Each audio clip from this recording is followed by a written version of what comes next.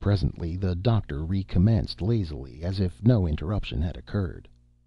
As I said before, I never put much faith in that story, and shouldn't have told it but for a rather curious experience of my own. It was in the spring of '62, and I was one of a party of 4 coming up from O'Neill's when we had been snowed up. It was awful weather. The snow had changed to sleet and rain after we crossed the divide, and the water was out everywhere. Every ditch was a creek, every creek a river. We had lost 2 horses on the North Fork. We were dead beat, off the trail, and sloshing round with night coming on and the level hail like shot in our faces.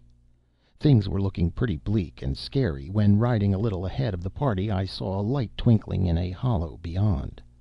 My horse was still fresh, and I called out to the boys to follow me and bear for the light. I struck out for it. In another moment I was before a little cabin that half burrowed in the black chaparral. I dismounted and rapped at the door. There was no response. I then tried to force the door, but it was fastened securely from within. I was all the more surprised when one of the boys who had overtaken me told me that he had just seen through a window a man reading by the fire. Indignant at this hospitality, we both made a resolute onset against the door, at the same time raising our angry voices to a yell. Suddenly there was a quick response, the hurried withdrawing of a bolt, and the door opened. The occupant was a short, thick-set man with a pale, careworn face, whose prevailing expression was one of gentle good humor and patient suffering. When we entered, he asked us hastily why we had not sung out before. "But we knocked," I said impatiently, "and almost drove your door in." "That's nothing," he said patiently. "I'm used to that." I looked again at the man's patient, fateful face, and then around the cabin. In an instant the whole situation flashed before me. "Are we not near Cave City?" I asked. "Yes," he replied. "It's just below. You must have passed it in the storm." "I see." I again looked around the cabin. "Isn't this what they call the haunted house?" He looked at me curiously.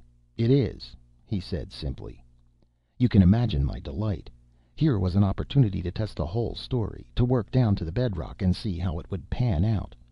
We were too many and too well armed to fear tricks or dangers from outsiders.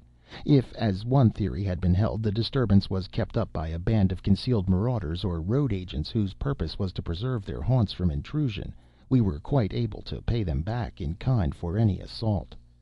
I need not say that the boys were delighted with this prospect when the fact was revealed to them.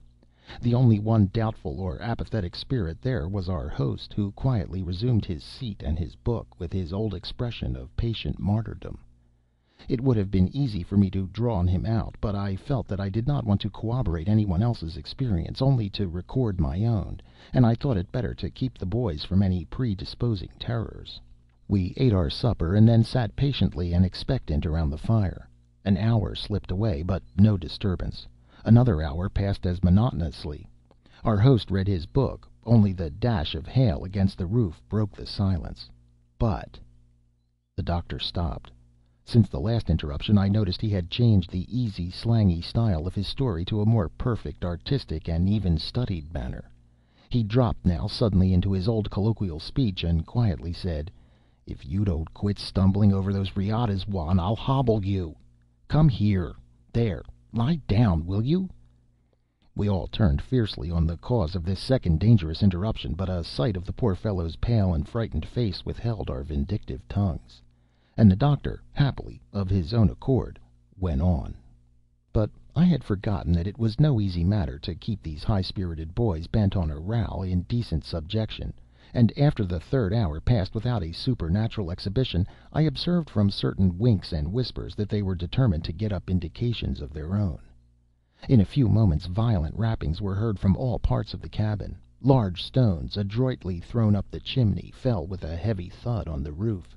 Strange groans and ominous yells seemed to come from the outside, where the interstices between the logs were wide enough.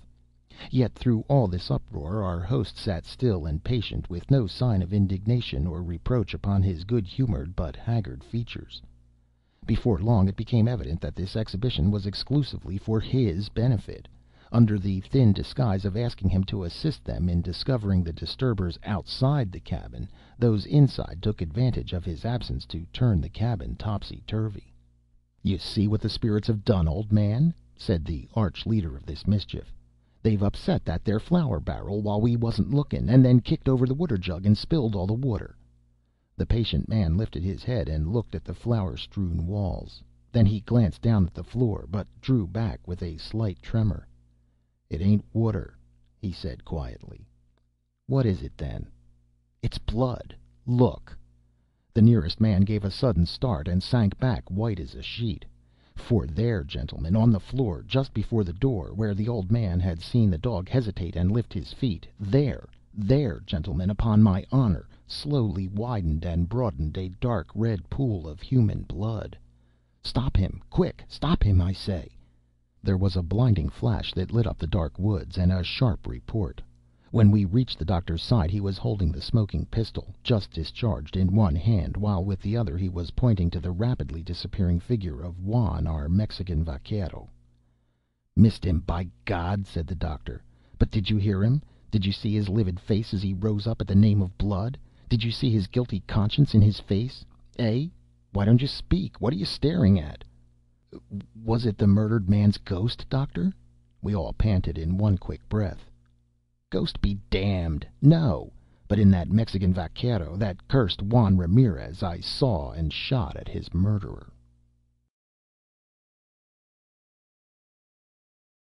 End of A Ghost of the Sierras by Bret Harte.